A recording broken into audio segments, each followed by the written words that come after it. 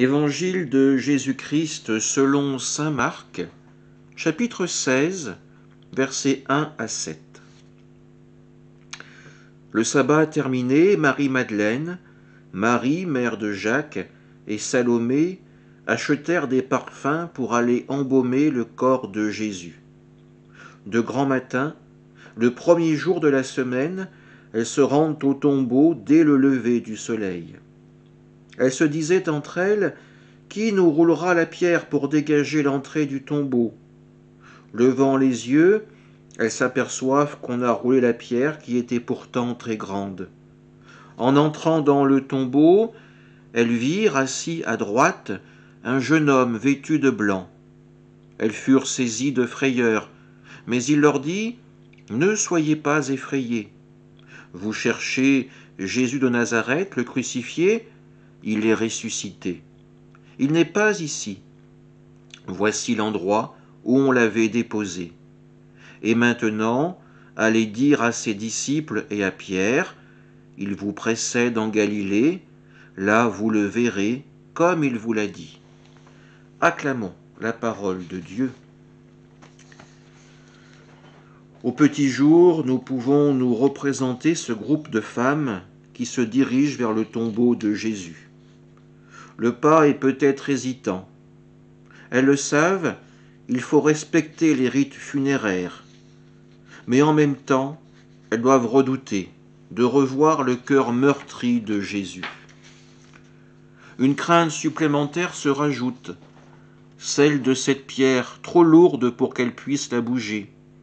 Qui va les aider? Cette pierre, c'est comme une barrière supplémentaire qui se dresse entre elles et Jésus. La barrière de la mort, la barrière de la pierre. Oui, ce chemin doit être dur à parcourir pour ces femmes courageuses. Peut-être ont-elles gardé le regard posé sur le sol durant leur chemin.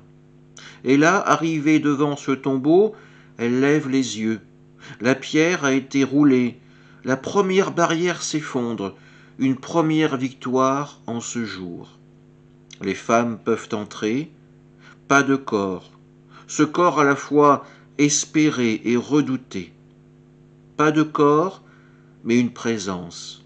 Un jeune homme vêtu de blanc, signe de la liberté. Ne soyez pas effrayés. En ce lieu, vous ne craignez rien. Et une nouvelle barrière tombe, s'effondre pour de bon, celle de la mort. Jésus est ressuscité. Dans ce tombeau, la mort a été tenue en échec. Les ténèbres ne règnent pas, mais la lumière de Dieu, la lumière de la vie inonde tout, y compris les âmes de ces femmes. Et enfin, un message. Qui aurait pu imaginer recevoir un message d'espérance en un tel lieu?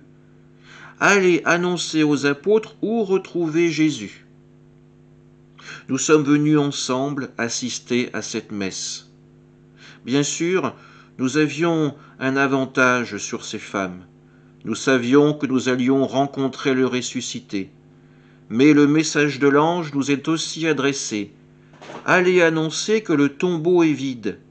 Allez dire que Jésus attend de vous rencontrer, non pas en Galilée, mais dans notre vie, dans votre vie. Repartons le cœur léger, car la mort est vaincue, et la lumière de Pâques peut illuminer le monde. Amen.